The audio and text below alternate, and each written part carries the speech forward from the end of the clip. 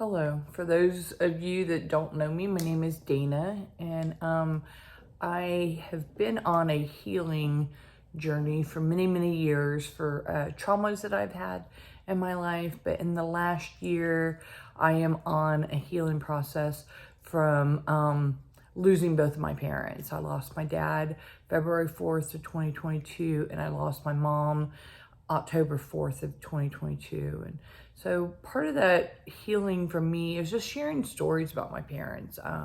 If you know me, you know that my dad was a very emotionally and verbally abusive person from as far back as I can remember. So when he died, my immediate reaction was, all the negative things about my dad. And I really want to make an effort to share the good, the bad, the ugly.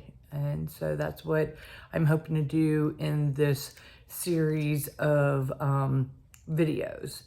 The last video that I did, I shared the day that I found out that my dad died. And so now this video, I want to share the day that we traveled to the outskirts of St. Louis and what that time frame looked like for me and my healing process. So I flew from Virginia to Dayton, Ohio to meet up with my sister, and then we drove from Dayton to Alton, Illinois. That's where my dad lived. So I wasn't sure if I wanted to, see my dad's body and say goodbye. But I realized that it was easier to regret seeing him than it would have been if I didn't see him. And so even to this day, I'm glad that I did get to say goodbye to my dad. So, we had something to eat, and then we went to the funeral home, and my sister had more of a distant relationship with my dad. So I wanted to make sure that she had time with him. But, I did go in, I did say goodbye to him. And, that's that concrete realization when you see their body, and it's, in a total relaxed environment, So that was basically my realization that my dad was gone. So, because my dad lived in an apartment, me and my sister were given the responsibility to clean out his apartment.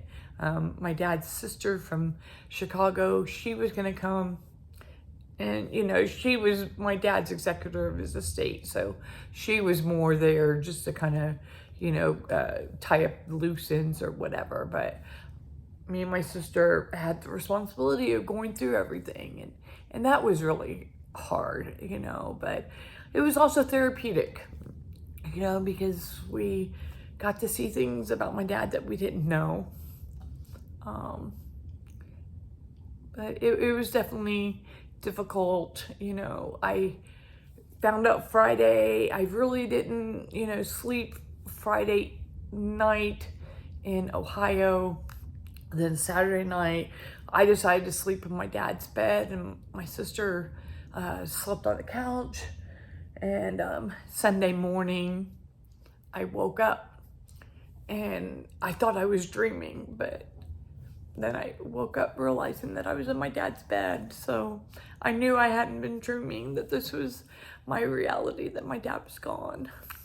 So me and my sister, we stayed in Alton, Illinois, Saturday, Sunday, Monday. My aunt got there on Monday, and then Tuesday we headed back to Ohio, and then Wednesday morning I left to come back to Virginia, and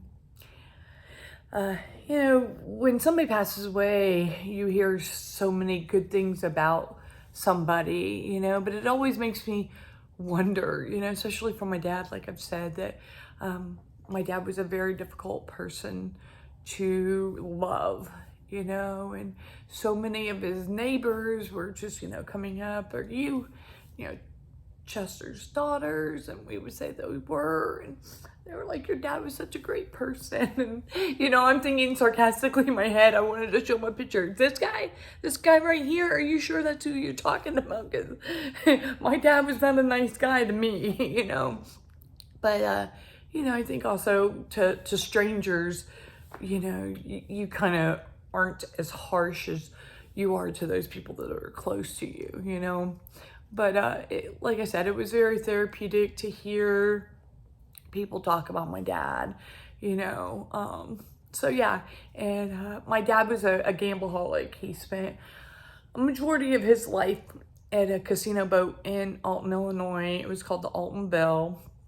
So he spent many, many hours there. So when my dad passed away, I sent the Alton Bell an email just to say, hey, you know, my dad passed away, just to let you guys know. And I told my sister that I wanted to at least go and do, you know, one hand of blackjack, because that was my dad's favorite game.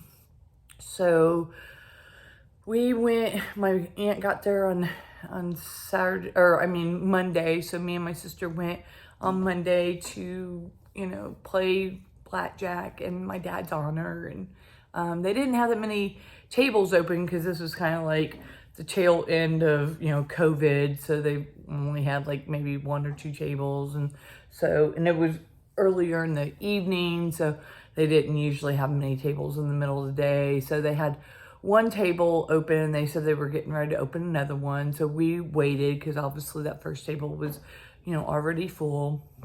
And they already knew that me and my sister were coming, you know, because they're like, are you Chester's daughters? And, you know, we told them that we were. So we sat down and, you know, we had every intention. What was it? I think we were going to do, because we wanted to do a hand for me, my sister, and my dad. So we were going to do the $5 table. And I think they ended up having either a $10 or $15 table. So what we ended up doing was, quote, all 3 of us played the first hand. But we didn't have enough for, quote, all 3 of us to play the second hand, I think. But we ended up playing 2 hands. And, you know, we ended up pushing where, you know, we sat down with $30 and we walked away, I think, with 30. And everybody was like, well, you know, Chester would have, you know, continued to play. And I was thinking, well, this ain't Chester's money, you know, so we are getting up and going, you know. But it was nice to have that tribute to my dad, you know, to play blackjack.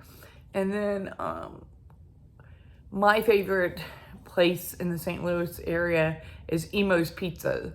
And, you know, I had actually watched a reality show many years ago, and this reality star was from the St. Louis area, and so she like just raved about Emo's Pizza. So that next time that I went to see my dad after that, we tried Emo's Pizza. And if you know me, I don't like pizza very well, but I love Emo's. So anyways, Saturday night when we got there, we actually went to Emo's and we had pizza, and we got a little plate for my dad, you know. And so, you know, it was nice to kind of have these little tributes to him, you know, at the casino and at Emo's, you know. So yeah, it was definitely very therapeutic to go through that stuff, and just, you know, the realization of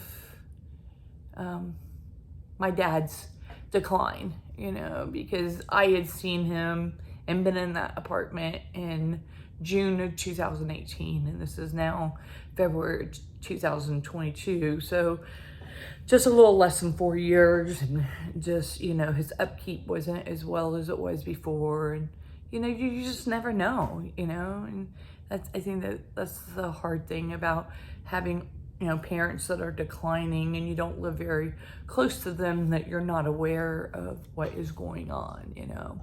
But anyways, like I said, I keep on saying it was very therapeutic to see, or to say goodbye to my dad, and to be able to pack up his stuff, and, you know, be able to, you know, divvy up what me and my sister wanted, and the things that were going to go to, you know, donation. And my aunt sold quite a few things too, you know, but as hard as it was, and I mean, it was definitely a whirlwind because like I said, I think from the time I found out on Friday to when I got home on Wednesday, I probably had 10 hours of sleep during that whole time frame, you know, so it was definitely hard, you know, but looking back at it, it's like, oh, wow, it seems like it was so far away, but it also seems like it was just yesterday, you know, so yeah, so that's kind of the wrapping up the story about saying goodbye to my dad. And actually, I'll do the next video of actually having his memorial service. So stay tuned. Thank you. Take care. To God be the glory. Much love.